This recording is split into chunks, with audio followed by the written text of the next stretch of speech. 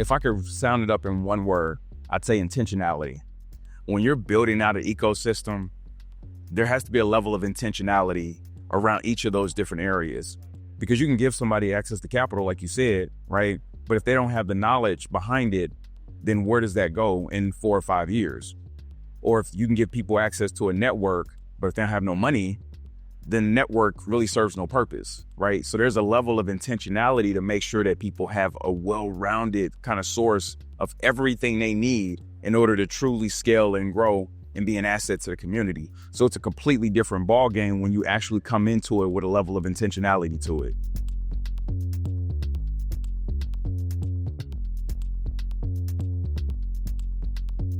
Today, we are on Hampton Road, the 757, all the way from KC. We are at Norfolk with Waterside, which is a port city, a historical entrepreneurship and business district. The area we're at right now has a lot of rich history when it comes to Black entrepreneurship. But before we get to that, I'm your boy Zeke Wanganga with Fired Up Studios and City Entrepreneur, all the way from KC to Norfolk. So today, why are we here? So I am meeting with my main man, Stephen Anthony with Anthony Global. He has a phenomenal program called the UPLIFT Cohort, where they're teaching entrepreneurship when it comes to financing. So come with me, we got more to show you, and let's dive into this episode. So first, we'll pull up to Solar Salon Studios to talk with Stephen Anthony, the founder of Anthony Globals, to talk about their UPLIFT program here in Virginia Beach. So pull up, let's go take a tour and see what they got going on. What's up, boss? See you, man. What's good? Good to see you. Yes, good to see you. Good to see you. Man, thank you for inviting me. This is an awesome space. Where are we right now? So we are at the location for Sincerely Beautiful. So this is Angie's spot. Man, this is a beautiful location. It was perfect for her. We're here to help her continue to improve her and maximize her business. No, I went through a little bit and kind of studied the spaces. It really dope. It looks like there's a lot of salons in one place. There is. There's a lot of different concepts like this similar across the country, right? But this was the perfect location for Angie and the way that she wants to kind of move her business forward. So how long have Angie, like what is her cohort? What year was she? She was a part of our very first cohort, which is really dope. So she was part of the first cohort that we did out in Virginia Beach. You know, she came to us, she said, hey, listen, I'm still having some challenges there with my business. I really want to figure out how the best way to move it forward. Yes. And so Anthony Global, you know, with the work that we're doing with AGH Advisor, we continue to kind of work with our businesses and making sure that we're giving the resources they need to continue to build, man. Well, this is dope. So when she came to you, what stage was she at in her process? Like what stage, like 2 years in revenue? What was that like? And then wow, she's been in this business and doing hair and so forth for over 20 years. And so it's a really, really dope thing. And for her, she also specializes in hair loss. Okay. And so that's a really big piece for her. And so how do you kind of take that business and move it to the next level? There's a lot of folks that are suffering from those types of challenges, right? And so we got to figure out, like, how do we help Angie kind of move that business to the next level? Yeah. Well, Angie, let's go. Oh, man, for sure. Sweet. So what is this? Virginia Beach is such a different feeling. This is so dope. I wish you had something like this in KC. I know, man. So eventually, you know, the idea is to be able to expand this across the country, right? Anthony Global is kind of building out this ecosystem of being able to support businesses in a number of different areas. Wow. I'm looking forward to it. Yeah, sweet. Wow, we're in the space right now. So who do we have here? So you have Micah Rivers, who's business development officer Good to meet you. with Anthony Global. And then you have Angie here with Sincerely Beautiful. Great to meet you. We are in your spot. Thank you so much for coming. Yeah. Appreciate having you here. I mean, Stephen, you've been doing amazing work. It's kind of like awesome to see it in person, just to be in the business itself. I appreciate that. Absolutely. And this is really the epitome of what it is that we want to build, right? Yeah. We want to continue to help support and build businesses like Angie's and making sure that she's on the track to continue to build and really support the community, right? Yes. I see Micah. I know he's like the boss in Virginia Beach. Give me a little bit by and then, For sure. So Micah is basically my right hand out here, right? At the end of the day with Anthony Global, he's been with the team for 7 years. He's really maintained a huge presence and he's grown to really develop the whole business development, helping businesses like Angie's continue to grow and expand. Okay, sweet. So not that I don't want to have you, Stephen, but I feel like I want to talk with Mike and Angie here. Let's have a sit down. Let them shine. And I'm gonna catch you on the next spot. Absolutely. Thank you. Appreciate Again. Thank you for sure. Sure. Sweet. Let's have a sit down. Yes. So, Angie, I want to start with you. Just give us a little bit of your story, kind of how you started the business and how you got to, UPLIFT Program.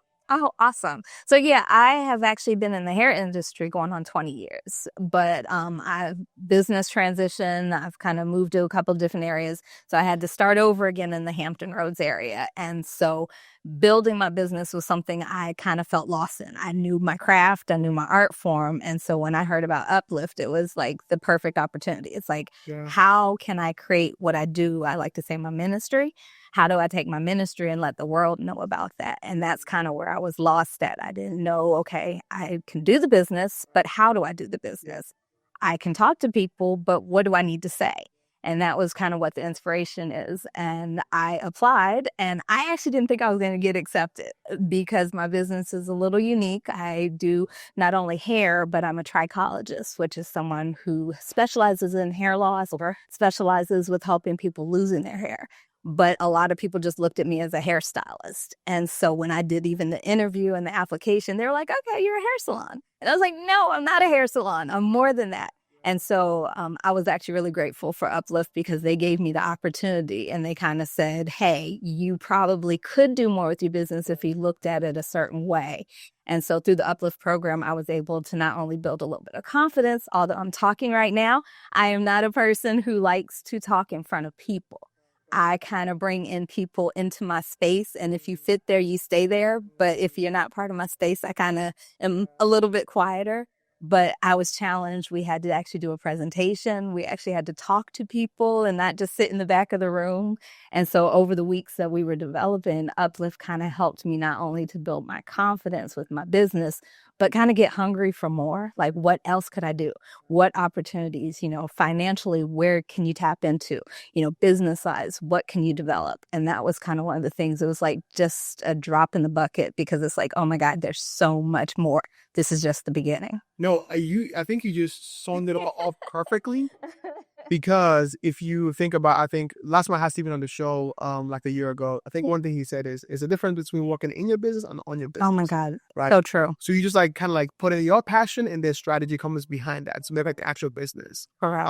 For you, Micah, I know that you are kind of the one who runs this. How do you choose the right people? How do you help them go from just that passion to actually building a business that could actually scale? Yeah, absolutely. We go through an interview process. You talked a little bit about the application. So after they do the application, we do an interview with them, get a chance to know the business owners and really understand like what makes their business tick. Like, what are they trying to do? Where are they at now? Where are they trying to go? And how's that kind of fit into the UPLIFT program? It's kind of a strategy. Some people call it a secret sauce that we put together in terms of, adding the right businesses together. But one of the things that we're trying to build is an ecosystem, right? And so we want to get different types of businesses, different type of personalities in the same room so they can obviously collaborate with one another. Angie did a terrific job of talking about her business and kind of that process that we took her through. And we definitely did. We did come into the thinking, hair salon, hairstylist, but she actually elaborated on like what actually her business is. And so that really stood out for us. And so we absolutely wanted to make sure we got her into the program. And we're here now with her today because we can stay in touch with those businesses, track them. And obviously, we're working closely with Angie to kind of help her take that next step in her business. So we're very, very excited about it. See, another thing, I think I was sitting in the graduation today and I saw a lot of entrepreneurs pitching. And I think that on its own is stressful because like as a business owner, you just want to do the business, just want to do the thing. But being able to speak in front of people, for you going to this program, what is something you learn about your business or about yourself you didn't even know that was there before? To be honest, confidence. I like to be behind the scenes. And so sometimes that's what we get stuck into. Like you said, you're in your business. And so it's just like, I'm just working. But to actually put into words, we had to figure out how to communicate because a lot of times you have those thoughts as a business owner. You're like, what do you not get? This is what I do. And it's like, wait, no, I really don't know what you do. And so we had to figure out not only how to eloquently put it in words, but also have a pitch, like an actual way of saying I'm selling, but I'm not selling. I'm talking, but I'm not telling, and that was the thing that we worked on over the weeks. We had to constantly develop like something that we thought we knew. You dove a little bit deeper into it. Yeah. So I want to ask you this because I know the big thing for me is always the why, right? Why does Angie do this? What is that like What is that why that makes you do this for 20 years for you? Yeah.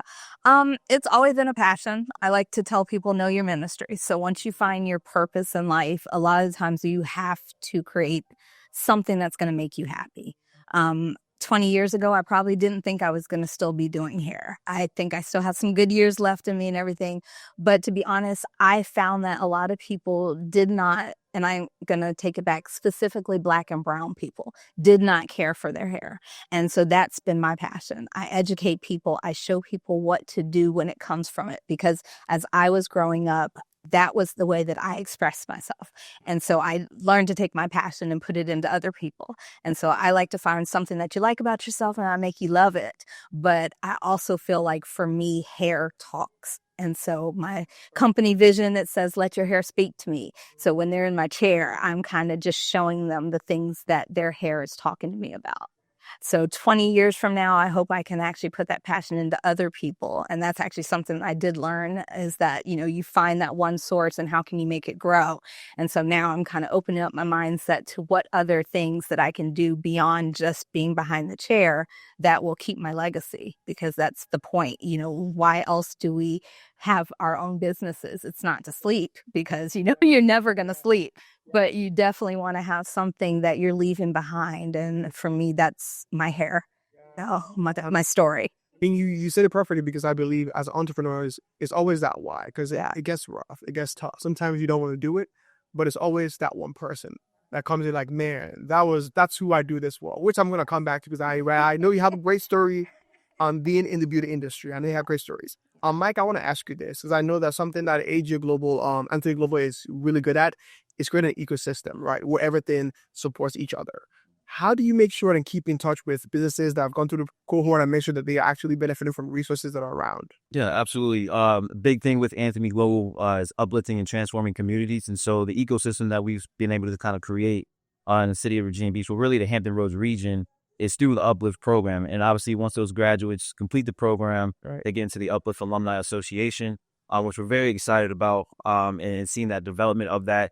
And so right now, I'd probably say we have about close to 50 businesses that are in that association. But the three pillars that our program is based off of is financial, social, and knowledge capital.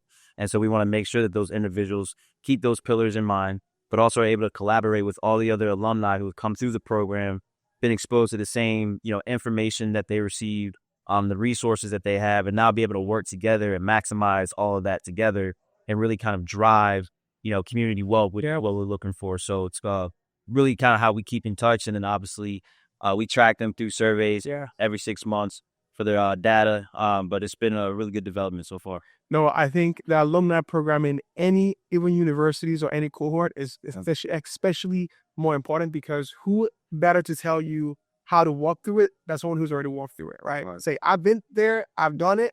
I can help you get you much faster. So Angie, kind of closing it out. Yeah. Tell me a story or something that happened that made you say, I'm feeling down today. I don't know if I want to do this, but this is why I do it. Well, we were chatting earlier, so I guess that story actually does resonate with the question that you asked. And I'm be honest, this is a little sad day for me today. Yeah. Somebody asked me earlier this morning, how was I doing?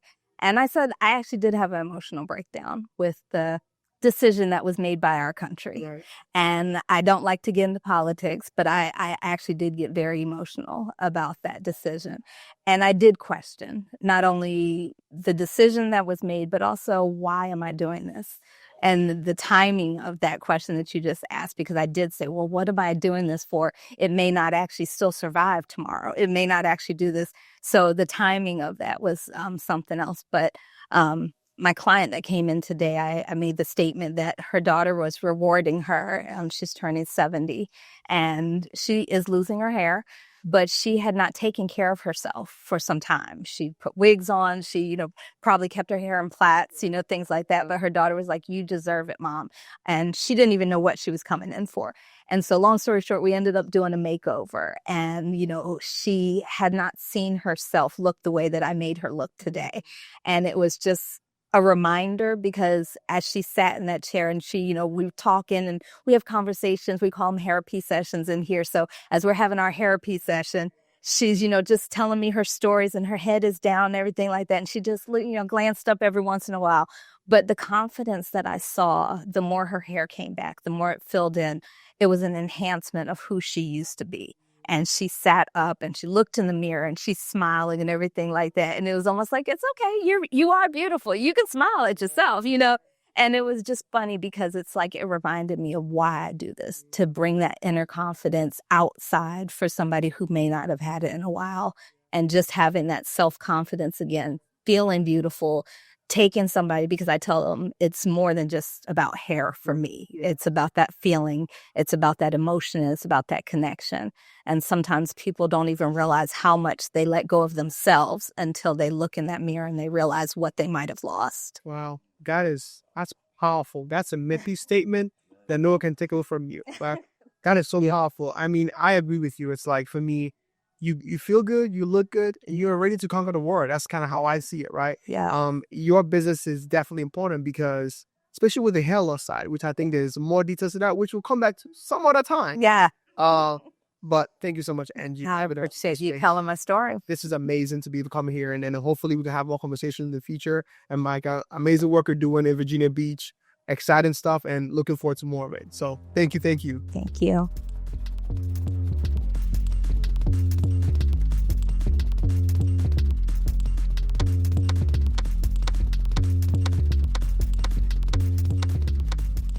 Hey, what's up, good people? Welcome back to another Student Entrepreneur episode. I'm your host, Zeke Wanganga, your favorite storyteller in the city.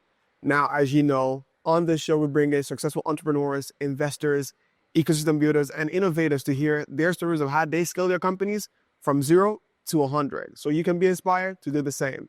And as I always say, on this show, there's no BS. We bring real people with real stories so they can be able to inspire you. Now, before I get into the show, I want to give a quick shout out to our sponsor for this episode at Anthony Global Holdings. And hey, we're going to get into all the details of what they do and why you should pay attention.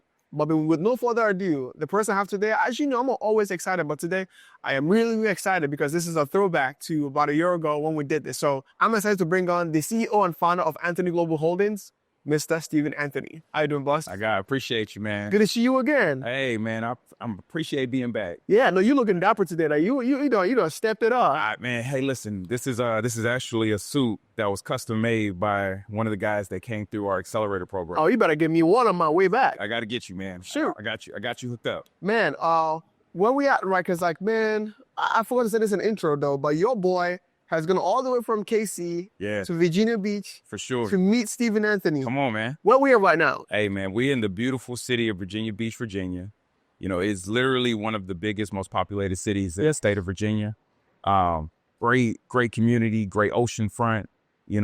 Great opportunity where folks really kind of come, hang out, enjoy stuff. But what's really dope about Virginia Beach, man, is their commitment to the small business, this community out here. Yeah. Really dope. So the last time we spoke, and I think you were probably in the early stages of starting the advisory you're doing with the UPLIFT Program, right? Yeah. Talk to me a little bit about how that even got started. How did you get into that? Because I know the first episode we had was about your story. Yeah. How did this come about, and how it's become such a huge success? Yeah, man. It's what's beautiful about it is that it happened organically, and so I love what Anthony Global has always been focused on 4 main things, right? Especially when it comes to transforming and uplifting emerging communities. And so those 4 things has always lied in our advisory services, one of the subsidiaries, AGH Advisory. Then you also had our private equity side, our real estate side, and our capital management side. And so with the advisory side, we got a chance to really talk to the folks in Virginia Beach. This happened maybe about a year and a half ago. And they were looking for a way to how to support their small businesses, both with knowledge capital. That was the biggest piece, right? And so we came in and we said, hey, listen, we can walk you through a program that will help you learn how to scale your small businesses. Right. In a couple of months, give them all of the tools and resources they need in order to scale and grow their enterprises. And at first, it just became just a thought of how do we help these businesses scale? But it truly became a community, man. Right. It became a community, became a family of folks that just simply want to win. Yes. Which is really dope to see it come together. No, I felt that. We're going to go into it because I felt it so much because yesterday we went to a salon, which we'll talk about. We also went to a restaurant at night. Yeah, for sure. And the catering was also from your business. It's like all around, like whatever you need is all in the community. Absolutely. And I think that going to that too is like, I think you created this ecosystem that exists, that flourishes all on the inside. Absolutely. Right? Talk to me about being able to build an ecosystem that is scalable and transferable from one city to the next city. Yeah, man. You know, what's crazy is like now Anthony Global has something that's a centerpiece. Within that centerpiece, right, we can help businesses scale. Right. We can give them access to capital. We can, if they want to sell their businesses, we can acquire those businesses ourselves, or we can help our partners and our investors acquire those businesses. We can help those businesses move into commercial real estate spaces, right? So they can really, truly build placemaking that you got a chance to see, you know, throughout the course of the time here. So within one spot, right, Anthony Global now has a centerpiece where we can truly help businesses grow, scale, transform their communities, build real community wealth, which is dope. Now, I think you told me this a little, because we were talking all through last night with some good food. We had, man, that egg roll was something else. You know, like, oh, y'all need to come to Virginia. Y'all need to come to Virginia. What's the name of our restaurant? Black Eyed Peas. Black Eyed Peas. Let's pull up. When you pull up there, Go talk to let them get you that egg roll. That was real fire. But let me ask you this, because you were talking about Black Wall Street, like literally what you're building, right? Yeah. I think the incredible part of it is me coming from KC and coming and seeing the community and family you built in such a small time, right? Yeah. I think one thing we're talking about is this. You can easily get a loan. Yes. Getting a loan is not a problem for the most part. Right. It's how do you make sure you don't spend that loan, or how do you get the next one? Yeah. Talk to me about when it comes to structure behind a business to be able to be scalable and be able to use the resources that they have, right? Yeah, man. So like the biggest thing that I always tell our entrepreneurs, keep 3 principles at the core center of everything that we do. How do we get access to knowledge capital, which we do through the accelerator? How do we get access to financial capital, right? You talk about those loans. We talk about potential equity investments. Right. And then how do we get potential to the social capital? And that's the part that a lot of people miss, right? You don't get access to the networks. Right.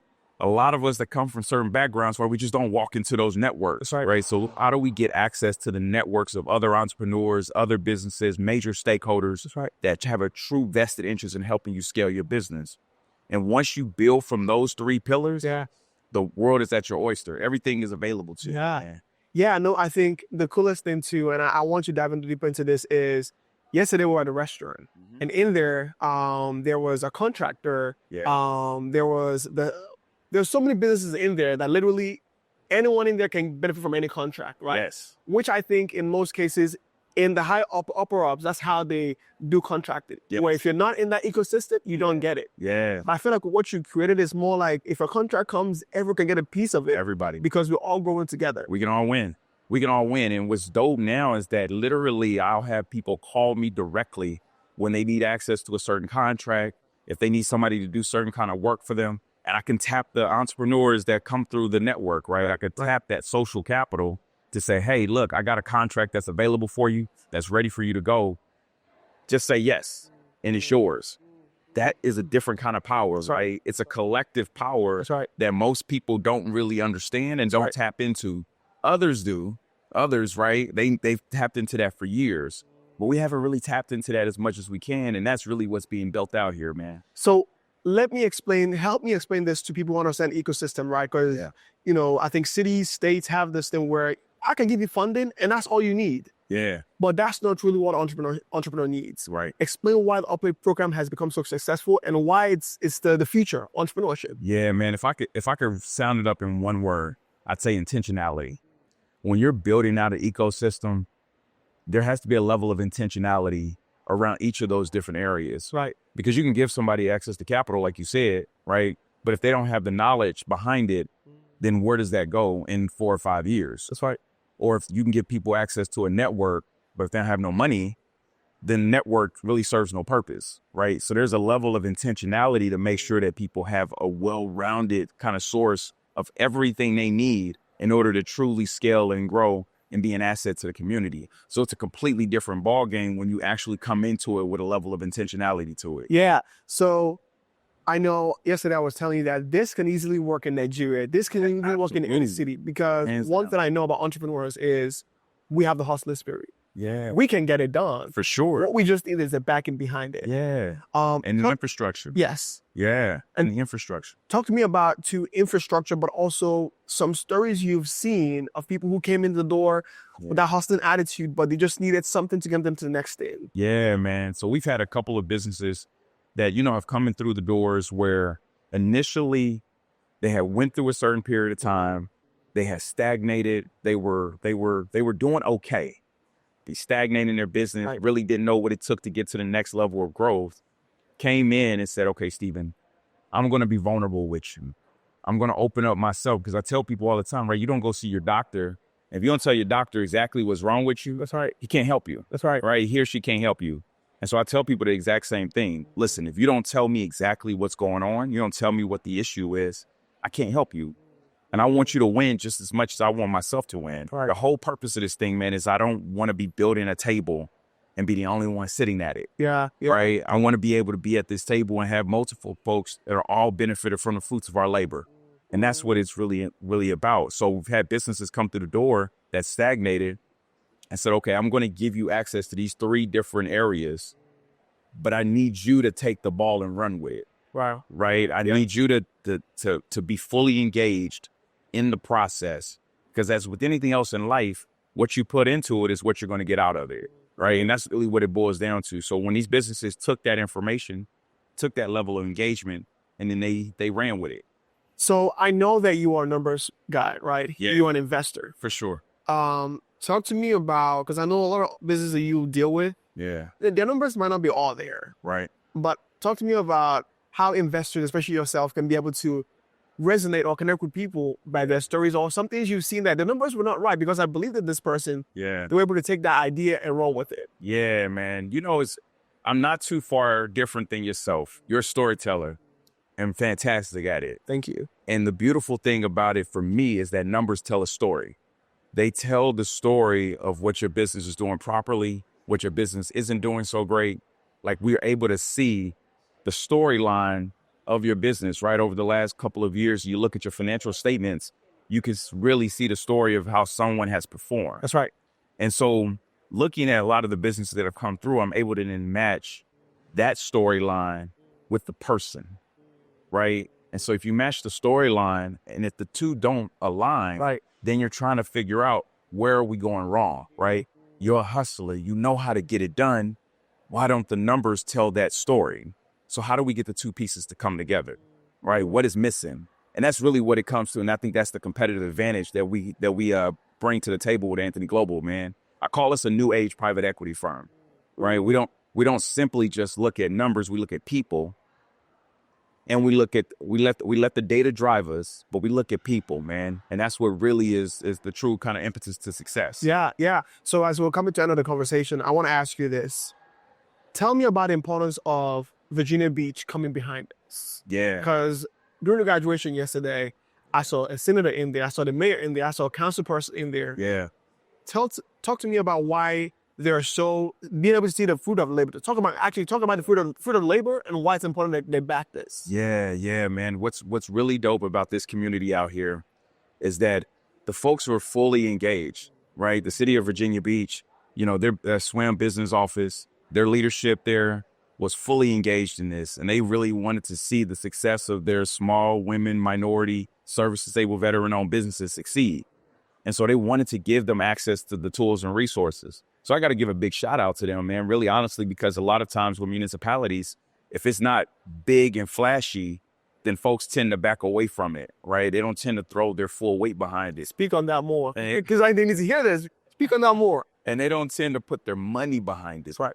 And so with the city of Virginia Beach, they did, right? They put their resources behind it. And all kudos go to them for really making that step and making that happen. Yeah. And so, yeah, you saw the folks that really back, the work that we do, right? You saw the mayor, you saw a senator, you saw a council person. Like, you saw folks that are really have a vested interest in seeing the success of these small businesses and success of the resources that they're going to have access to, which is what we provide through Anthony Global and UPLIFT. And I think you kind of mentioned some of the data of what has happened over the course of the time you've done this, maybe like a year plus. Tell me about why, because I raised eyebrows in the room. Yeah, and I heard the mayor like, oh, wow.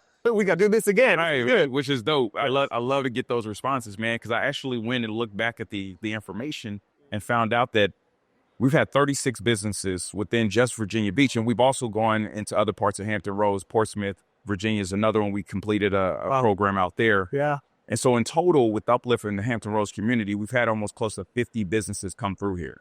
Wow. 50 businesses. And this is over a year plus? Over a year and a half. Wow. Over 50 businesses, almost 50 businesses have come through Uplift, producing about a little bit over a couple, maybe $2 or $3 million worth of new capital investment to the communities out here. Wow. Couple hundred jobs being produced, man. And so these folks they're real movers, right? They're real shakers. They're real economic development engines for the community out here. Yeah. So when people tell me that your small business community can't drive weight, I can show you different, right? I built the ecosystem that shows people differently. Yes. As someone who is an entrepreneur, who backs entrepreneurs and local small businesses. Yeah. Now, I'm not going to, no shame on the big guys. The big guys are good for economy. Yes. But I think when you want to build a community, the true economy, you need small business. Yeah. Because they're the ones that are going to scale to become a big corporation. Yeah. And if you don't focus on them when they're small, because it's like, for example, just imagine if you were invested in Amazon 20 years ago. Yeah. It would have cost you maybe $4, $5. Yeah. Now it'd probably be $1 million, right? Yeah. That's the same mindset. Right. When we were small, invest in us, because that investment goes such a long way for the future. Yeah. Right. Absolutely, man. I remember this old line in the old Mike Jones song, right? Back then they didn't want me. Now I'm hot. They all on you.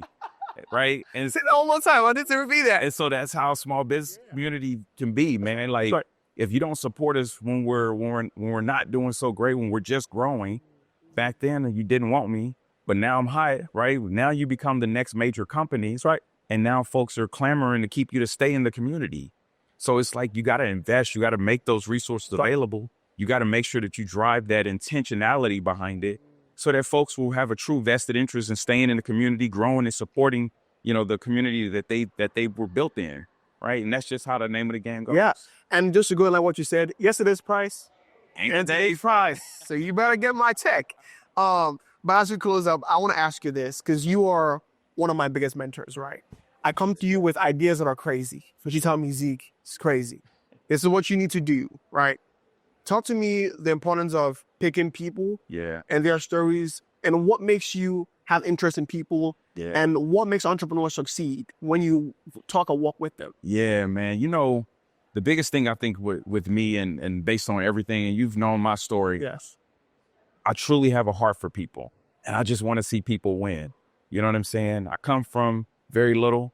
And so at the end of the day, it was really about how do I help others get to a certain level of success and be able to benefit the same way that I was able to benefit. Yeah. Like I said, I want to be the only person sitting at a table. I want to be able to eat with everybody else, and we all feasting, right? And so being able to support others, being able to help others get there. And the truth be told, at the end of the day, that's also going to help elevate and boost everything, the work that I'm doing, even with that. That's right. Right. And I don't even try. We talked a little bit about it, man, is sometimes you don't know the impact that you make on people until you actually see certain things flowing and you're like, wow, this is big. And so, for me, it's all about seeing people win. And when you see people win, ultimately you're going to win, man. Right. I love the book, The Altruistic Capitalist. It's a really big thing that really kind of shows people like, hey, look, you can do well by doing good. And that's really the impetus around all the work that Anthony Global's doing now. Yeah. Do well by doing good, man. Do well by doing good. And I say this, I think it was Brian Tracy that says, if you help enough people get what they want, they help you get what you want. Absolutely. And that's how it works. Absolutely. So yes, thanks, Stephen, for inviting me out here. As always, we're going to rock. Yes, sir. I'm at the top, that's 1, not 2 or 3. This real life, baby, don't make just a couple of minutes, because I just want everyone to continue to fellowship and enjoy this great food. And thank you to our chef, Cynthia Terry, for hosting us and really bringing our group together again. Man, I was just sharing with Zeke a little earlier, like it is such an incredible feeling to be able to bring this family, this community back together as always, to celebrate our new graduates, welcoming them into this Uplift family is so near and dear to me. I was talking to Tim earlier, and I was like, man, it is humbling for me to be able to look out and see this family that has been built out of scratch, right? Out of nowhere. And I just love the camaraderie. I love the conversations. I love folks that genuinely just want to win, right? And that's really what this is all about. We're really about just winning, and we can win and go further together than we could ever do by ourselves. The collective power of this group is outstanding. And I don't even know if you all realize it quite yet. When you have the attention of the mayor, a state senator, and a council person in the room at the same time, and they say, what do you need? That's power. To be able to represent the interests of the small business community to the greater Hampton Roads, Virginia Beach community, that is huge for you all. I want you to recognize the power in that. Recognize the power that you have with UPLIFT, and continue to just grow and build, right? And so cheers to this, cheers to the group, cheers to UPLIFT. All right, thank you all. I'm at the top, that's 1, not 2 or 3. This real life, baby, don't make believe. Welcome back to the show. On this segment, we're going to be talking to an entrepreneur who is in the UPLIFT program. I'm really excited to bring him on. He is the founder of Recruit. He is Tim Armstrong. How you doing, Tim? Hey, how are you? Doing pretty good. That's Man, great to be in your city. Well, welcome. It's a great city indeed. It is. The weather is fantastic. Yeah. My hotel is next to the beach, so I get in the morning, the waves are talking to you. I'm like, talk to me. You know, this is different. But thank you for coming on the show. I really appreciate it. Yeah, it's an honor. It really is. Yeah, no. So for those who don't know what Recruit is, give us just a little bit of bio of who you are actually, how you got to Recruit. Yeah, absolutely. So I was born and raised here in Virginia, and I've had I was a military brat, so I did live around the country a bit. Even as I started my career, I lived around the country a bit. I always wanted to live in other places. There was a bigger world out there, and so in 2006, I went overseas to work as an Army contractor in Kuwait. Wow. I took a 1-year contract. I came back 10 years later. But in that 10 years, I lived in Saudi Arabia, interesting places like Bahrain and Abu Dhabi and the Philippines. And it had a great time. Before you go forward, my bad, tell me a little bit about Kuwait and Abu Dhabi. What was that experience like for you? Come from America, and how old were you when you did this? What was that for you? I was in my mid-30s. Okay. And it was I probably got there about 10 years too late. Wow. Right? Wow. Kuwait was a bit shocking, right? Because it was a just different cultural experience. However, I was insulated because I was on the American base, right? And so you got to eat your regular food, you got U.S. mail. It wasn't until after I switched contracts that I started living on the economy, shopping on the economy, having to do business there. And it's a big adjustment, but we were able to do it because I brought my family. My oldest son graduated from the American School of Kuwait. And when we moved to Bahrain, my oldest daughter graduated from the Bahrain School. Okay. The biggest culture shock in Kuwait was no culture shock because we were on the base, but we moved to Saudi Arabia after that and got a real Arab, real cultural experience. And I had the time of my life. Yeah. My daughter, who is now a sergeant in the Marines, she calls Bahrain home. She would always say, "Daddy, when we're going home." Wow. Because we made so many friends and we really got embedded into the culture. We assimilated and had a very beautiful time. What would you say was the toughest or hardest time for you when you got there, or when you were living there, versus the best time that you were like, this was fruitful for me? The hardest time was you take your Western thought and Western reason, and culturally people don't think and move like we do. That's right. And so the hardest thing was, okay, what is your train of thought?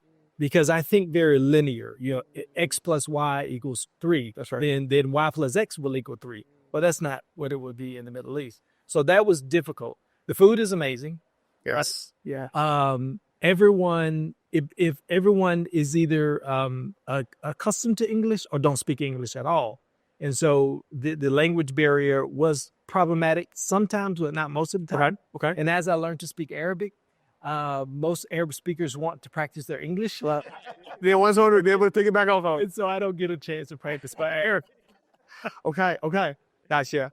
So tell me this. Let's get to Recruit. Uh-huh. How did you, get to find a problem that exists and being able to start a business behind it? Well, so me and my partners, we knew that we wanted to go to work for ourselves because in my position, I sat in the position of decision making as a recruitment manager for all the companies that I worked for over there, and I was always signing checks for people like me to supply labor. And so my partners and I, we figured let's do this, and we thought that we were gonna do this type of business in oil and gas. And then we saw the fluctuation of oil and the layoffs and the mass, the mass migration away from those city centers and places where you would be employed in that industry. And so we decided, no, we can't do that. Let's find out where the problem is. That's right, America. That's right. We require us to provide a service. Right. And so with a little bit of research, we did figure out that nursing would be our niche. Okay. And I think I was literally sitting in India on a business trip and just saw this batch of nurses, and I went, there's our nurses right there. Why don't we do this on an international scale? Because we were accustomed to moving people from one country to another. So no matter what country I sat in, like Saudi Arabia, for instance, I was always pulling engineers, architects, and designers out of India, Philippines, Malaysia, Indonesia. And once I moved over to Abu Dhabi, I now had offices in Thailand, Malaysia, Indonesia, Singapore. And so now not only was I supplying labor in those countries and in Abu Dhabi as well, I was always sitting in those corporate headquarters in those offices as an HR practitioner. Right. So I was able to sharpen my labor law saw, so to speak, in my HR practitioner saw. And so we were, during the pandemic, of course, I'm getting really tired because I had returned back to Kuwait after being away for a long time. And my partners and I, who'd known each other for many, many years, we just decided, okay, now it's time to execute this, because we saw on the horizon that A, we were affected by the pandemic. B, our nurses weren't going to mobilize anytime soon, so it gave us time to gather our thoughts. Right. And so we said, okay, let's write the business plan. Let's get this done. So we wrote the business plan in 2020. Well, we filed our federal paperwork in 2021 and began full operations in 2022. So tell me this. So for someone who's out there trying to understand, on a very simple, more like a one-liner or more like a short 15-second explanation of what OmniCrew does. Yep. How do you hire nurses? How does that work? What is the first of that? Well, the 15-second one-liner is, we mitigate the shortage of nurses in the United States with inorganic growth by bringing nurses from abroad. Hi. So what we do is we do the old-fashioned recruiting. We will advertise on social media. It has to be digital because we're overseas. And we target very specific groups, very specific countries. And we start a process of engaging with the nurse. We have a lot of social content to get the nurse looking at us at first. Then we go in for the sale. We interview those nurses. We give them a proper behavior-based interview. And then we go out, we get a job order from the client, and we match our nurses to the client's needs. So right now, our biggest client is in Florida. They're looking for nurses with 100 bed capacity experience in facilities, must have their U.S. nursing license already, must have a nursing license in their home country or their country of residence, and be ready to mobilize. Wow. So if you were to, so let's take it to UPLIFT Program. Yep. When did you enter the UPLIFT Program, and why did you enter the UPLIFT Program? I entered UPLIFT March of last year. Okay. And it was recommended to me by someone in the Virginia Beach Economic Development Office. Okay. And this was someone that I knew and trusted. And so she came up to me and she said, Tim, did you fill out your UPLIFT application? I went, I forgot. It happens to all of us entrepreneurs. There's a lot going on. Yeah. And I kicked myself because I knew that this was something I wanted to do. Right. So I said, she said the deadline was yesterday. I says, whatever it is, if you can make a phone call on my behalf, I promise you I'll do well. And so Stephen and Michael opened the window for me to have an interview. Wow. And on the call, I pitched the hardest that I could. Wow. And I said, if you let me in the program, I promise you I will work harder than anyone else in the program to demonstrate to you my gratitude and my ability to complete the program with success. Wow. So, dang, that is, I mean, all eyes on you, because you are, they give you this opportunity. Right. Now tell me, coming into the program, what were the things that they helped you with, especially for your company, and being able to help you get to a place where you feel like, okay, I got this. I can keep moving. Well, Uplift is really an uplift. It's not a start. It is not for businesses that are just now getting started because of the financial, the fiscal, and sales requirements.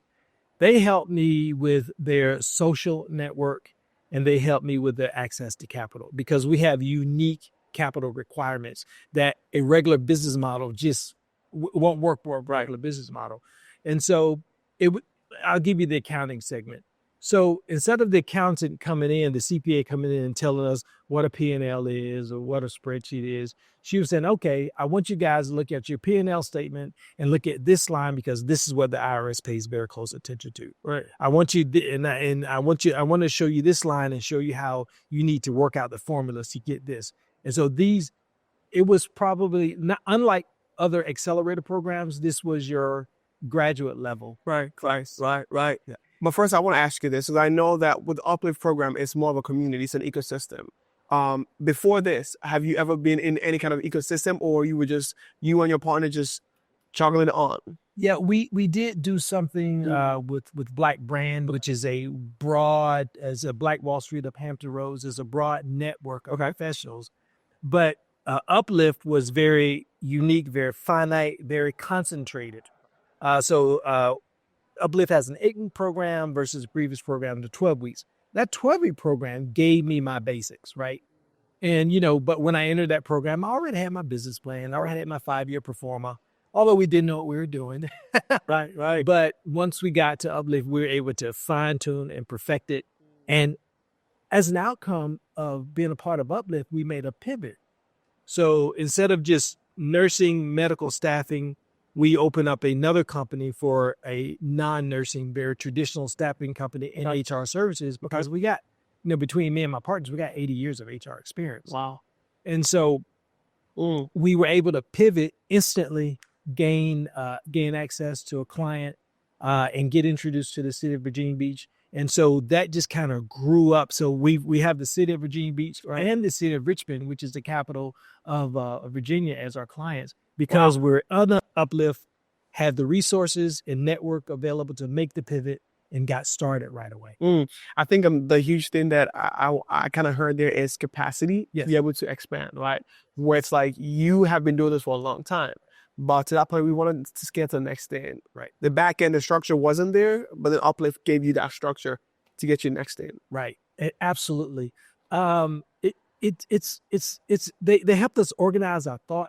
Yes. They looked at our infrastructure, and they gave us all of the right coaches and people. I give you another example. I got a lot of great examples. Give me an example. Yes. So we were trying to engage our client here, one of the major health systems here. Our contacts at Black Brand got us the introduction. Now we have to pitch it. And so by the time we got to UPLIFT, it was time to pitch. Right. And so I delivered my pitch to one of our coaches who was a insurance provider who's worked with that hospital chain. And then, of course, Kimberly Frazier. And, she took my pitch and said, no, Tim, she said, you talk too much. You need to shut up. Cut it a little bit. Wow. Yeah. Cut it down. And so my insurance industry coach, he cut my slide deck down, and Kimberly walked me through step by step. This is what you're going to say. Right. This is what they want to hear. She says, Tim, you have to stop talking above people and talk directly to them, and then talk to their need. And 1 hour before, she called me. She says, "You're ready for your meeting?" Yeah. Now, what did we learn? These be things. 1 hour after, how did it go? Yeah. We landed the contract. So it was the resource of having those two coaches. Right. And the coaches having an effective influence on how we made the pitch that helped us close the deal. And so I'm so grateful not only to Black Brand, who got us started, but to UPLIFT, who really gave us the uplift. Yeah, no, that's a great line, the uplift. Yeah. I think something that being an entrepreneur, I've realized is you can have a great idea. Yeah. You can have the most elaborate, fantastic idea. But if it solves no one's problem, no one's needs it, it's not valuable, right? For you in your journey, transitioning from being in the HR, working in the HR to owning your own hiring company, What has that been transition for you to be able to figure out, man, what is the difference of that? Like, how is that for you day to day? Yeah. I realized a few weeks ago that working in the corporate environment, you're actually paid to fail. Because if a project is unsuccessful, or if you don't hire this person, or if you don't meet these goals, you still get paid. That's right. I don't have that luxury as an entrepreneur. I can't fail. If I give bad advice as an HR practitioner now, I get sued, not my company gets sued, right? And so the stakes are higher, and there are people whose lives depend on me personally. That's right. I have to make sure that my employees get paid. I have to make sure they're taken care of. I have to make sure they're happy. We have employees with sick families that are the breadwinners of their families. And so it all rests on us. Yeah. I wouldn't trade it for anything. Right. Absolutely love it. What do you do to mitigate that risk of making sure that, because I know it's a lot of pressure to be able to always perform. What is the system that you put in place to make sure that you can be accountable or make things a lot of a process where people can be able to keep this rolling and not fail? Two things. I have a board of directors of people that I know and trust. Stephen is on the board. Yes. And I purposely have people that are going to hold me accountable. I have a board meeting every 6 or 8 weeks. As we get started with this new board, we'll go to quarterly next year. And they ask very tough questions. And I have anxiety before the whole board meeting because I want to make sure that I'm being held accountable and receiving, absorbing, and executing the good advice that I give. Also, I hold myself accountable to my team. You know, when there's bad news, I deliver that bad news. Right. When there's a problem, I deliver the news of that problem. And I hold the solution within me. I try not to have a blame game. We have a morning meeting every day from 8 to 9 Eastern time. And that's with all of our partners and employees overseas. And I tell them, this is a safe space. If Tim has a dumb idea, you need to tell Tim in this meeting that the idea is dumb, because we don't want to do that. Okay. We want to be efficient, effective, smart, and proficient in what we do. And so we try to see the problems on the horizon, talk about it, mitigate it. Right. But also when the problem comes and is on top of us, now how do we manage through it? And I try to empower everyone on the team. What is your idea? What is your thought? I trust you, because my team is young. They're in their 20s. And I tell them all the time, you guys are smarter than me. I need your advice. I'm seeking your advice. And if it's a great idea, let's run with it. Wow. No, I think you have a different spin compared to the corporate environment, where you are saying, we encourage your enthusiasm. We encourage your creativity. If I'm not doing it right, call me out on it. Let's figure out why it's not right. Because at the end of the day, you're solution driven. You're trying to find a solution to a problem. So whatever way we can get to that, let's get to that solution. Right. And I think also, as we're ending that, I know there's a future for my platform, Ulum, to be able to help what you're doing. So we're going to have to talk that behind the scenes. Absolutely. But Tim, thank you so much for being able to join us today. If you want to say one last word to either anyone out there who is thinking about either the UPLIFT program or being an entrepreneur, what would you summarize or say to them? Well, I would tell them, first of all, your idea is a great idea to you. And because it's such a great idea, don't think that you can sell something. Secondly, make sure that you're selling something that people actually want or need. Right. I do teach a small beginners class for small entrepreneurs, and I tell them, it's a great idea, but who wants it? Right? Have you defined your customer? Have you defined the need? Do they need it? And so we have to work out those things. So your idea is great to you only, because no one else cares about your business. Right? That's the truth. True. And just be sure that you're providing a service or product that someone actually wants or needs. That's fantastic. That's the closer. Thank you again, Tim. Thank you. This has been a wonderful conversation. For those who are watching from home, all the way from KC, thank you for tuning in. You know what time it is. It's your boy Zeke Wanganga. Subscribe, share. We out here, and let people know. I'll see you in the next episode. Or maybe it might be the last one. Either way, I'll see you around. Bye-bye for now.